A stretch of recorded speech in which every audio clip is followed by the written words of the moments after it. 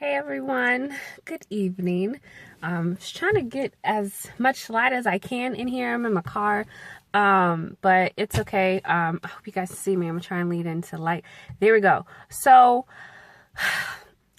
it's been on my heart to talk about forgiveness, but before I spoke on it, I really needed to make sure that I actually forgave the people that actually, I say what that had held me in bondage. And so a lot of times when you say you forgive people, or you say like you're over a certain situation, you're really not, because in your mind you're like, okay, well, I'm over it, I don't want to talk about it anymore. But it's not so easy, because if you think back on the things in your past, the things that you don't handle or you don't confront, and you don't actually allow yourself to heal or ask God to heal you, as you get older, it starts to come up in different situations. It may spill out into a relationship, friendships, in your business, and things like that. So I said it before in one of my posts that the things you don't tackle will tackle you. So the things that you haven't dealt with are going to somehow resurface again if you don't deal with it. So I had to deal with my feelings towards my father. I knew my father growing up. I was born out of an affair. So my father really didn't know how to include me into his family.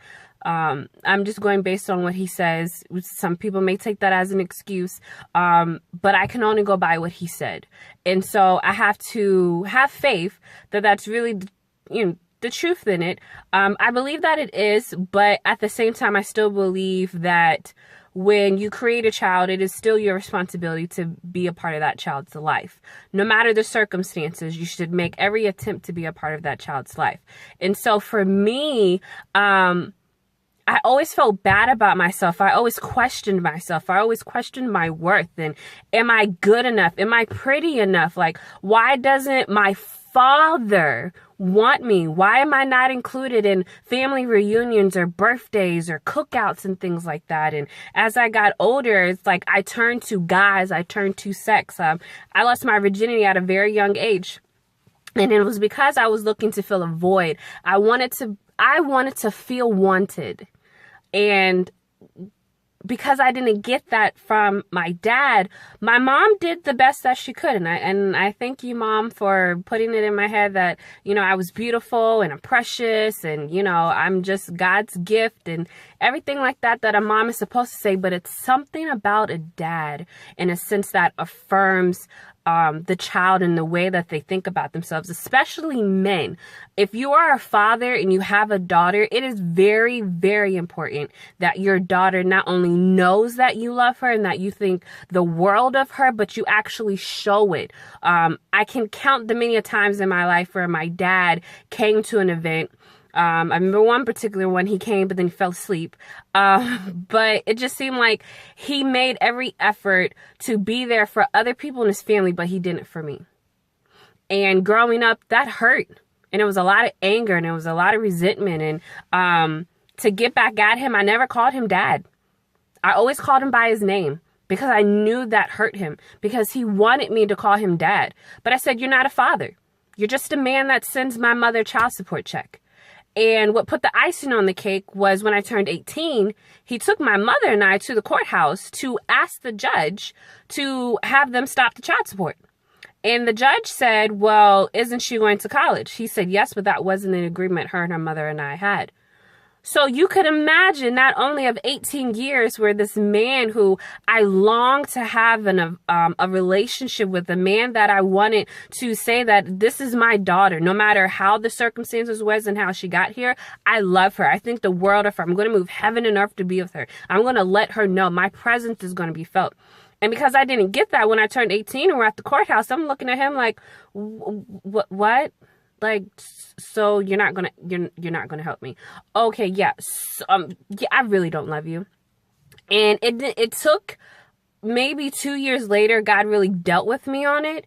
And I was listening to a message at my home church, First Baptist Church in Maryfield, with Pastor Martin C. Pickett, and he was talking about forgiveness. And he said, forgiveness is not for the other person. forgiveness is for you. Because while you're walking around and you're mad and you're resentful and you're angry and you quote unquote say that you forgave the person, but you're taking it out on everyone else who has nothing to do with the situation, that person is sleeping peacefully. Sorry, switch my arms. That person isn't thinking about you. They're not like, oh my gosh, this, that, and the third. They're going on with their life. So as you're tossing and turning throughout the night and you're grumbling and stuff, that person is enjoying the time of their life. But the moment that you let go and you really forgive that person, that is when you are set free.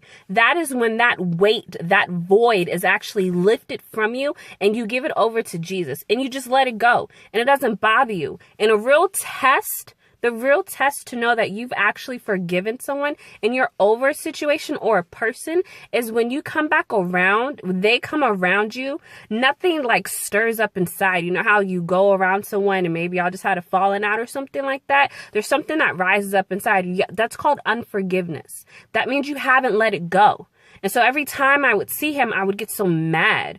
But after I heard the message, I immediately called my dad and I said, I love you, I forgive you, and I really want us to have a relationship. And I told him, I said, it is very important for me as a young woman who needs to know that her father loves her. I need you to call me, okay? I need you to call me, whether it's every other day, once a week, however you feel led. But I need you to call me.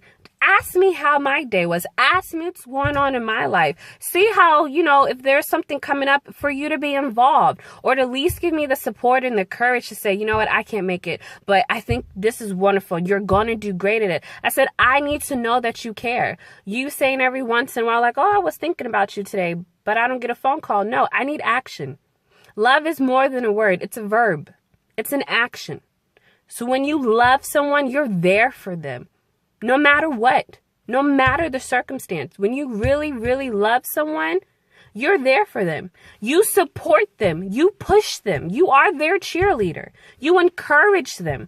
That's love. And it's not just material things and buying the person gifts. It's being there. That's really what it comes down to, is being there. And he said, wow, I didn't know I needed to do that. I thought all you needed was just my child support check. I didn't think you actually wanted a relationship because of the situation between my mother and I. And I said, dude, I didn't ask to be here. I was created. I didn't ask to be here. But because I was created, there's a purpose for my life. And I want to have a relationship with you. And so God began to deal with our relationship. And over time, I started calling him Pops and I called him Dad. And I said, I actually love you. Like, I actually love you. When I pray for you, I'm just not praying in spite. I'm actually praying for you. I'm praying for your health. I'm praying for your finances. I'm praying for your family, And so I said, God forbid if something was to ever happen to him. I said, I don't want to meet your family at your funeral. I don't want them to look at me and be like, oh, who's that girl? She just looks like him. But who is she? And no one knows me. Like, that's hurtful. But I definitely went, ooh, the lights turned out. Anyways, y'all can see me. I just want to say forgiveness is important. And if you, as a young woman, as a young man, if you don't forgive your parent that was not there for you, that didn't give you the validation that you needed, that didn't tell you that you were special or that you were good enough or you were beautiful or you're handsome and you're this, and they didn't tell you about your worth, well, you have a father. And his name is Jesus. And he is a good, good father. And that void that you're looking for, man, and when I say man, I just don't mean like a man. I mean man as in like a human. God can fill every void.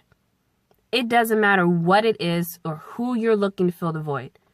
If you really turn to Jesus, he will fill that void. He will validate you. That's where your confidence comes in. That's when you can move forward in your life, because whether if mommy loves me, whether if daddy never says that I'm beautiful or I'm worth it, because the person who created me, and that is Jesus Christ, because he says that I am enough, that I am a masterpiece, that I am fearfully and wonderfully made, that I was thought of to be used to have purpose, to have gifts, to have talent. That's amazing. And once you get that joy, no one can take that away from you. And I'm so glad that I heard that message when I was 20, because if I hadn't, I don't know where I would be right now. And then when you think about it, and as I think about it, if I didn't really deal with the forgiveness of my father, it would have just piled on top of all the hurt and pain that I experienced when I was going through my separation and my divorce from my ex-husband. Divorce is like a death, because you're losing a part of you when you're going through a divorce. And it was very hurtful. And I could not find the strength at some point early on to forgive my ex-husband, because I felt abandoned. I felt less than. I didn't feel worthy. I'm like, who's going to want me after this? Like, if this man leaves me, then that's it. That's a wrap. Like, what? That's what I thought. But because I didn't know who I was, and I was looking for a man to always tell me that I'm beautiful, and he wanted to be around me, and there was no one else for him, and I gave him this and I gave him that, I was miserable in a sense. And so when that left, I was like, okay, now my dad, that happened. And then on top of that, my ex-husband, and then just things that I experienced after that, and just being called away from a ministry and into a new ministry, just some things that took place that I just wasn't expecting to take place. And a lot of unforgiveness built up inside of me. And so when you think about it, that's just like layer on top of layer on top of layer. And when you don't deal with your past, especially things that happened in your childhood, when it comes to your adult years,